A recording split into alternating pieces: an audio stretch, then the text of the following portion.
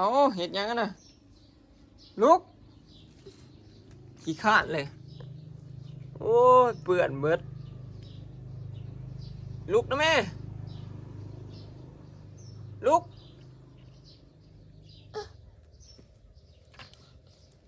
เอาลูกพ่อพวกนี้นอนเกลือกกิ่งเนาะลุกเลี้ยงแบบธรรมชาติปล่อยจักหน่อยถ้าก็กินข้าวอิ่มแล้วพี่น้องจักหน่อยสิพาเพื่อนนั้นไปอาบน้ำไปเล่นรถเปื่อนกระยาเฮ็ดสบายดีก่อนเร็วบายยังนะแป้งไม่ใช่ที่พาไปอาบน้ำนะกัน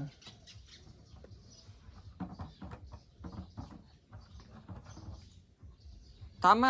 มาทำพอพี่มะคนโหมะมาเล่นมาเล่นพี่มะพี่มาเล่นหน้าบ้านพี่มะโอ้โหนี่เอามาเอามาไหวให้เขาส่งน้ำมาไหวอยู่หน้าเฮือนพี่เด้อเอามา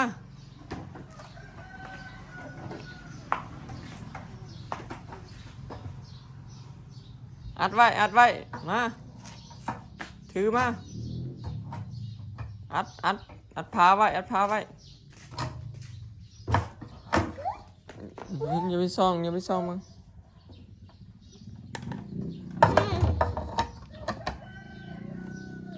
ลิดเอาแป้งมาขูดใส่เลยนะปล่อยมาไว้อยู่หน้าบ้านพี่ปะ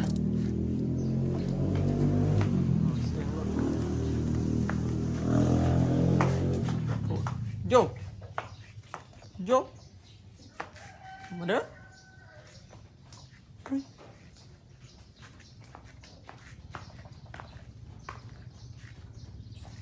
ใหญ่เพิ่นออกหน้าพี่น้อง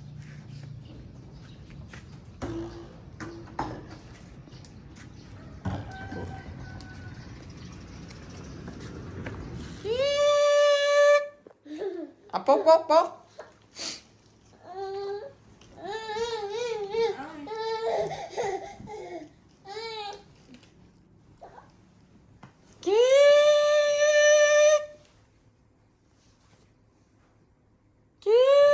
ตรงนี้เอง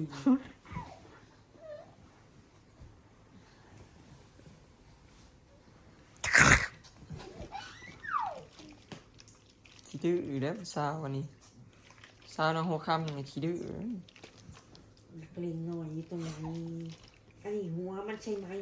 กินหัวมัน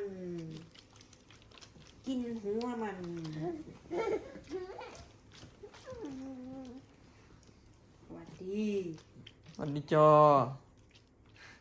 ฮัลโหลมากอันนั้นเลยพี่น้องเด่นก็ไม่ทำเลยเมื่อวานนี่ก็มุดห้วยบอกเขา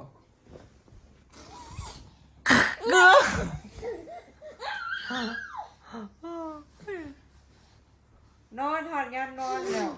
เอามาจุกกันดีนะกินตับปังอย่าไปเจอใจถอดยามนอนแล้ว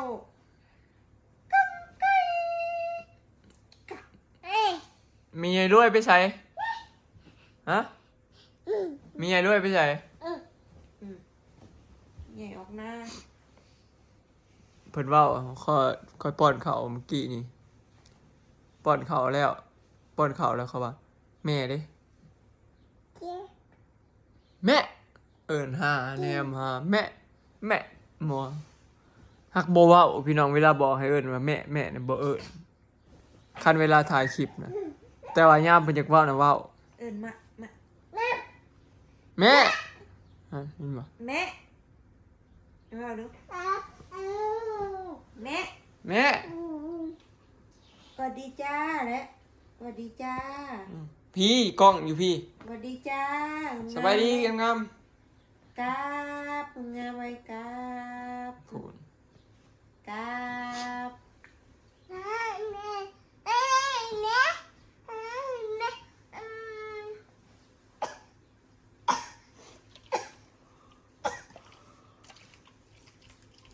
ช้งานไหน ไม่ดอกอย่าออกไม่ได้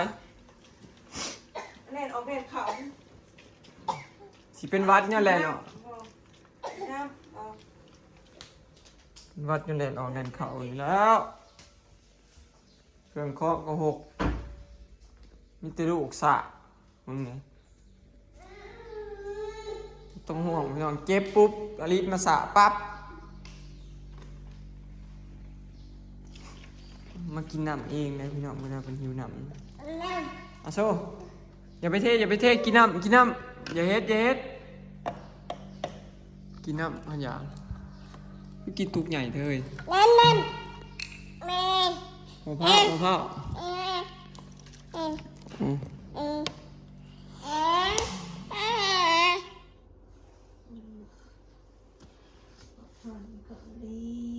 มือนี้อยู่พักผ่อนพี่น้องเมื่อยวันนี้เป็นวันที่31เนาะเป็นวันสิ้นเดือนสิ้นใจ มื้อวันที่1วันเด็ก พากันขึ้นสวรรค์มื้อนั่นก็ตอนแรกว่าสิบ่ซื้อหยังเลยนะพี่น้องเป็นตาจากหัวเด้ไอ้พากันอันนี้เอาบ่เฮ้ยไปซื้อของใส่ลูกหน่อยไปซื้อของใส่อลิสพี่น้องตั้งงบไว้ว่า1,000ซื้อไปซื้อมาอันนี้ก็จำเป็นอันนั้นก็จำเป็นเบิดล้านกู พวกปักสองบ่ค่อยมีเด้ เพราะว่ามันมีแต่อยู่สวรรค์พี่น้องปักซองนี่บ่มีเด้อของใส่เด็กที่แบบ มีอยู่ห้านเดียวอยู่ปักซองแต่ว่ามันบ่ได้มีเครื่องครบเวลาเฮาจะได้อีหยังของเด็กนะพี่น้อง แบบว่าแนวกลิ่นน่ะเฮาแบบมันบ่มีอย่างอื่น บ่มีแนวกินบ่มี บ่แบบแนวกลิ่นคือแบบมีชาลายมีแบบแนวอื่นแบบว่า อาหารของเด็กเอาง่ายซะไป แต่งหน้าให้เขามันตะกินแต่เพิ่นกินบ่ได้นอน แบบ แพงอะไรของเด็กน้อย แต่ผู้ใหญ่ก็ยังเบื่อเนาะแต่ว่าแพงกว่าของผู้ใหญ่หลายพี่น้องนี่มื้อนี้พักผ่อนอยู่กับอลิส อื่นไปหาส่วนพุ่นอื่นไปหาเฮ็ดเวียก มาเด้อมามาเด้อนั่น อย่าออกไปได้เวียดได้พี่น้องนะ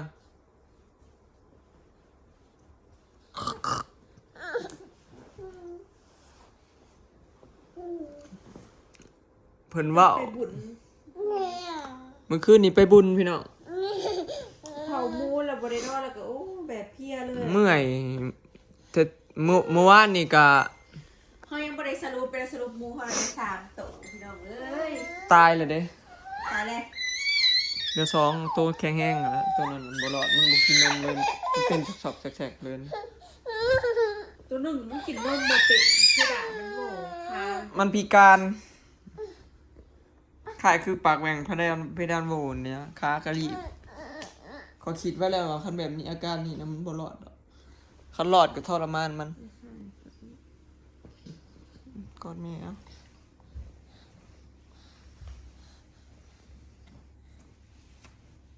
แม่ อาบน้ำให้ลิดแล้วแล้วก็เขามาหอม ป้าดคือหอมแท้ผู้สาวบ้านใดนี่คนช่วยมื้อนี้ค่ะเป็นคุณหนูบ้านอนนำอลิสมื้อนี้นอนคือคนบ่มีเวียกอยู่ในพี่น้องแท้นะเวียกหลายๆแต่ว่าอีแม่ออกหน้าคนก็เลยแบบ อย่าว่าว่านอนคือคนบ่มีเวียกเถอะยังบ่ได้เห็นมือได้นอนจักครึ่งมือน้อยนักนะสิได้นอนกลางเวียนบ่เคย เบิ้ง เปลี่ยนกันพี่น้อง ไม่อัดวิดีโอ อีเมลก็แล้วก็ให้ปล่อยแล้วออกหน้านี่ เอาลีลายมือ ดูมันก็ได้ใหญ่มากหนาทรงกระโปง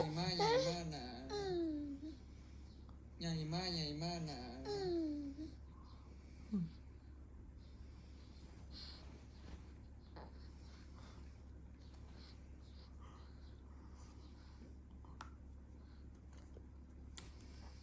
FC เพิ่นว่าถ่ายอลิสให้ดูบ่อยๆแน่เพิ่นว่า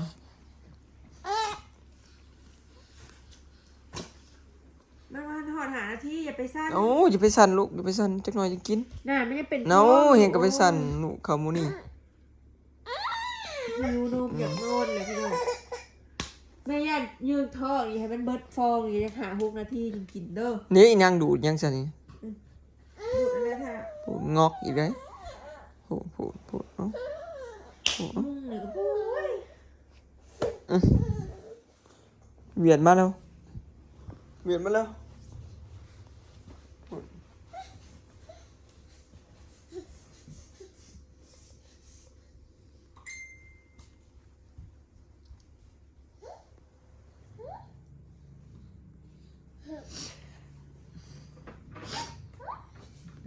จับของใส่กันมาแล้ว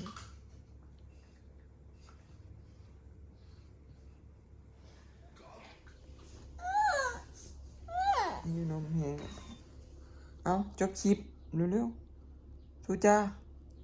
คลิปนี้ก็สิขอเก็บภาพบรรยากาศไว้สำนีเด้อว่าสิเดียว ครับอัน มื้อนี้อลิศอยู่กับพ่อกับแม่ว่าสิเด้อ นี้ป่วน ไปแล้วจ้าสบายดีพี่น้อง พักผ่อนช่วงนี้ก็แบบตะกี้ว่าสิบ่อยากไปกันแล้วได้บุญเมื่อคืนนี่แต่ว่าก่อนลงหน้าก็ไปบุญซะเพราะว่าจักหน่อยนี่ก็จักหน่อยก็สิได้อันจักหน่อยมื้อวันจันทร์เขาสิมาใส่โซลาร์เซลล์เด้อพี่น้องจักหน่อยเฮาก็สิได้ตกกะแล้วก็เบิ่งก็ได้ดำนาแล้วก็บ่ได้ ให้หุ่นหน้าเลยให้จับ จักหน่อยนะสิได้ไปถ้าฝนตกมาอีกรอบก่อนตกกะตกเทิงแล้วก่อนจังสิอันไทยหุดพี่น้องถ้าตกกะอันตกกะอยู่เที่ยงเทิงแล้วจังสิไทยหุดนาเนาะ